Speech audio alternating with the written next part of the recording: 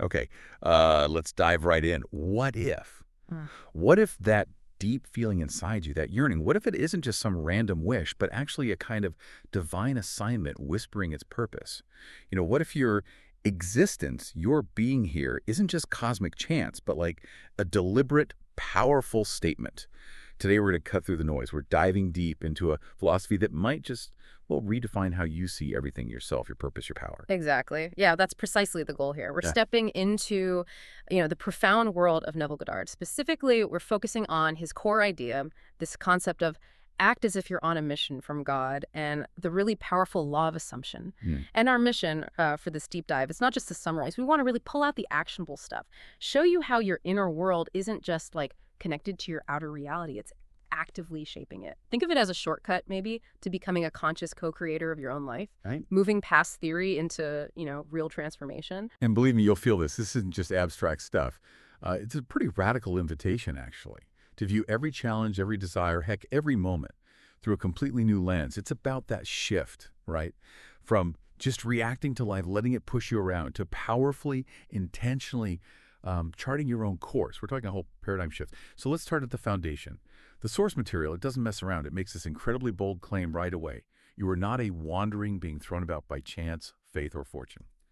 Wow, that's a huge departure from how many of us kind of learn to see ourselves, isn't it? Yeah. What does that really imply for, our identity? It implies, well, everything. What's truly revolutionary here is the assertion that you are here because you have been sent, clothed in flesh and bone, not simply to exist, but to create. Just pause on that for a second. It's not passive, it's active, intentional, a calling. The source insists the authority you carry is immense, if you would only believe it. So your very presence isn't random, it's loaded with this specific creative mandate. And if you don't believe in that authority, well, you're kind of walking around with an unactivated superpower, An unactivated superpower. And I love that. And it gets even more mind-bending with the idea that all that you behold, though it appears without it, is in your imagination, of which this world of mortality is but a shadow. Mm. Okay, whoa. This flips our understanding of reality right on its head. It suggests the world does not reflect who you are. The world reflects what you believe yourself to be. Can you unpack that? World of mortality is but a shadow bit. What does that mean, like, practically for our day-to-day? Absolutely. Imagine a movie projector, right? The images you see up on the screen, the world of mortality, the physical stuff, they're just reflections. But the actual film, the source of those images, that's running inside the projector.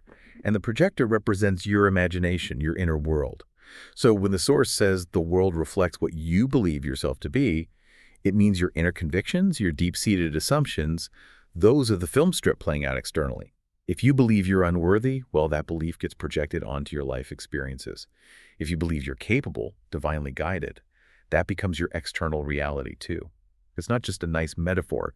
It's presented as the actual mechanism of creation.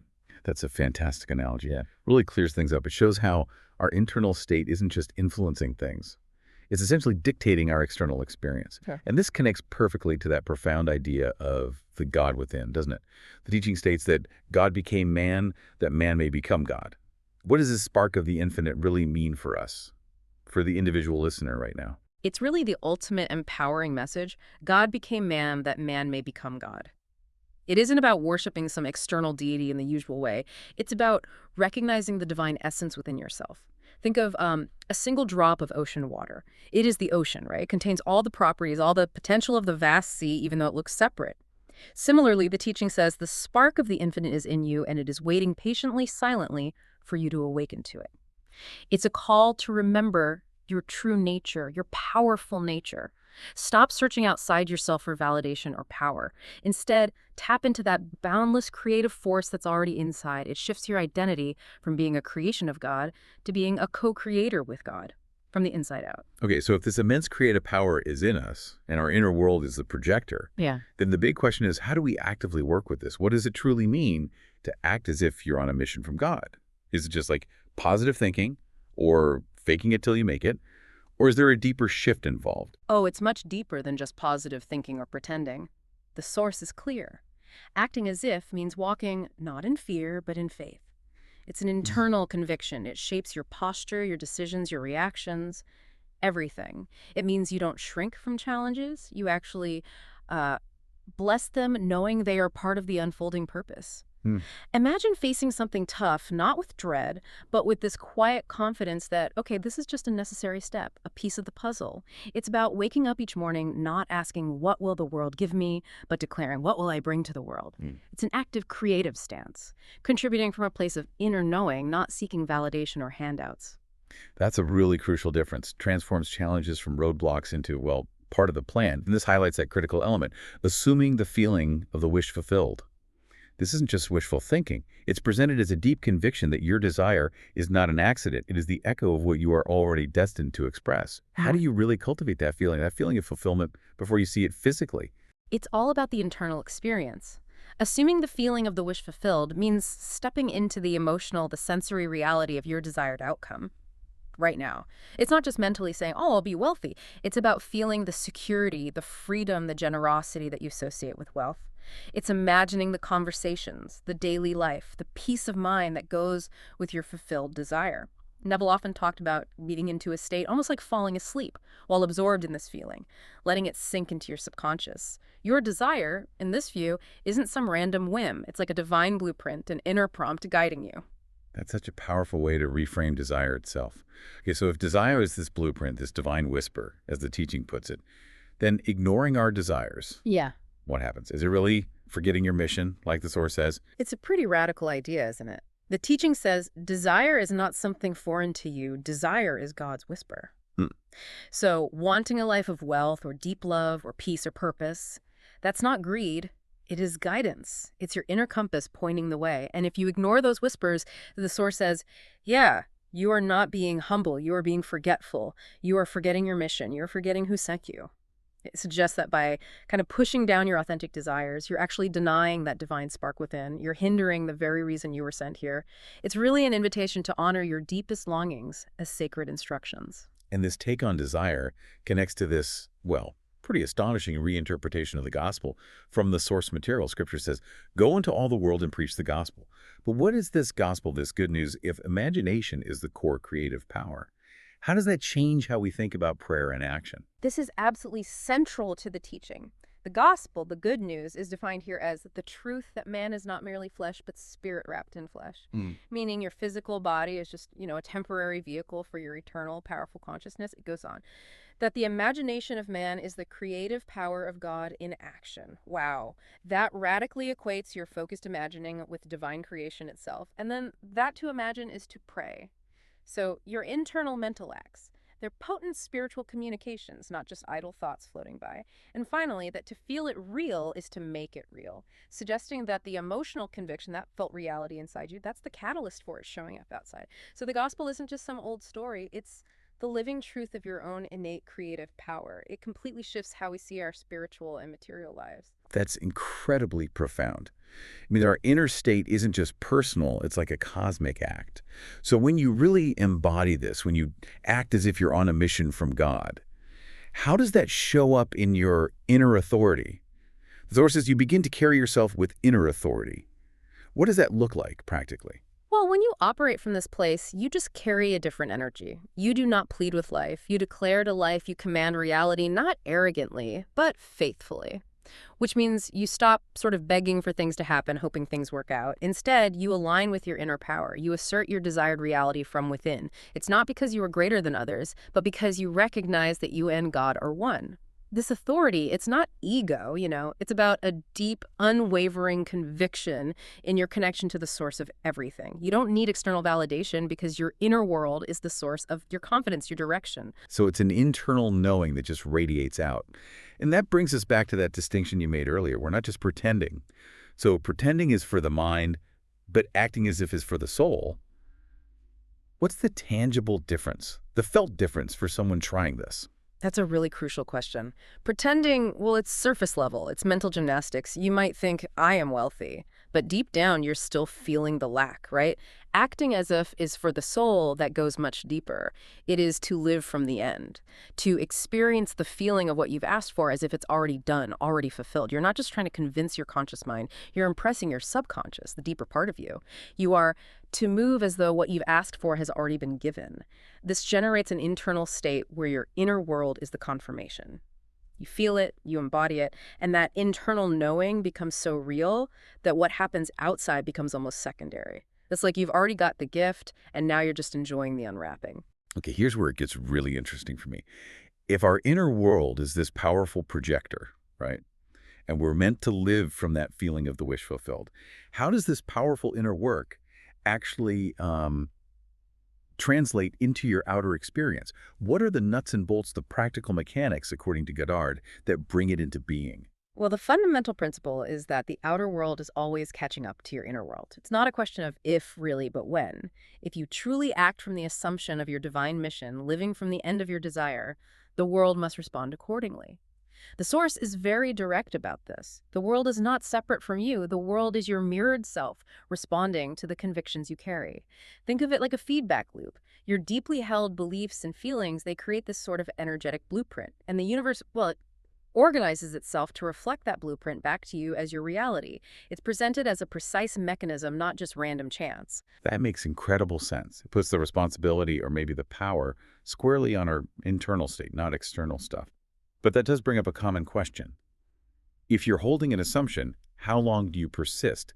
Do you just keep imagining and feeling it indefinitely? Exactly. And the direct answer from the Source is pretty clear. Until it hardens into fact. Mm. Neville Goddard often used this powerful analogy, You do not plant a seed and dig it up every morning to see if it has sprouted. Huh. You plant the seed and you live in the certainty that it must bear fruit. So what that means is you don't waver. You don't keep checking for proof outside. You impress that desired state onto your subconscious, and then you live from that certainty, knowing that the seed you planted will grow. It's about that unwavering inner conviction, not anxious waiting for external signs. That certainty. Yeah, that seems key. But what if the world seems to push back, or things just aren't moving on our preferred timeline? Resistance is, well, it's part of life, right? And sometimes it feels like hitting a brick wall. How do we understand that resistance through this particular lens? Right, and this is where a lot of people can get tripped up. But the teaching reframes it beautifully. That resistance, those apparent setbacks, they come not from God, but from your old self, your old patterns, your old limitations. It's not a sign that you failed or that you're being rejected. It's actually feedback or redirection. Hmm. It's the universe basically showing you where your old assumptions or limiting beliefs might still be active, still holding sway. It's an opportunity to adjust course. Even things like delays or periods of solitude, the Source suggests these can be part of the divine setup. Maybe to refine your focus, strengthen your faith, and prepare you for what's coming.